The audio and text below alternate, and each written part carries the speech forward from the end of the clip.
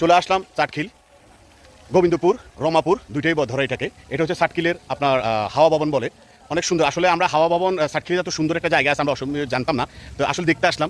পরিবেশটা অনেক সুন্দর। আসলে মালিকের নামটা আমার সচরাচর জানা নেই, আমি আপনাকে আগে দেখাতেছি।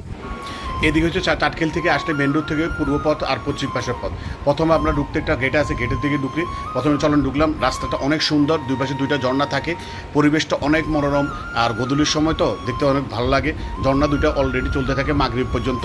আসেন আমরা একটু সামনে যাই, সামনে যাইলে দেখবেন এই যে ঝর্ণাটা দেখতেছেন, এই পাশে ঝর্ণাটা একটু জুম করে দেখাইতেছি। এখানে চলতেছে, এটা হচ্ছে মূলত হাওয়া ভবন, সবাই এটাকেই দেখতে আসে।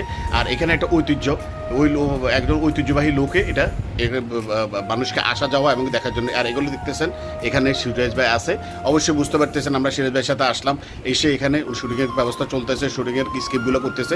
যাক, দেখে দেখে সব ভালো লাগলো।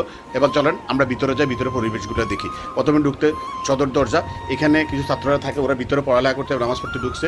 আমরা ভিতরে বাইরে একটু ঘুরে টুরে দেখলাম। চারিপাশে পুকুরে যে এটা টাইস করা, নিচে টাইস করা, এখানে হাঁটা চলার একটা জায়গা আছে, রেস্ট করার জায়গা আছে। আলহামদুলিল্লাহ, একটা নৌকা দেখতেছেন, নৌকা দিয়ে ঘুরতে পারবেন। আর এখানে দেখতেছেন বসার জায়গা আছে, পুজো করার জায়গা আছে, এখানে নামাজও পড়তে পারবেন। আর দ্বিতীয় কথাটি হলো, এখানে আসলে মাঝে মাঝে নৌকা দিয়ে ঘুরতে পারবেন। আর আমি তো আছি আপনাদের সাথে, চলে আসবেন। এখানে কে কে আমার ভিডিও কোথা থেকে দেখতেছেন মেনশন করে দিবেন, আর ভিডিওটি লাইক কমেন্ট শেয়ার করে দিবেন। আসসালামু আলাইকুম।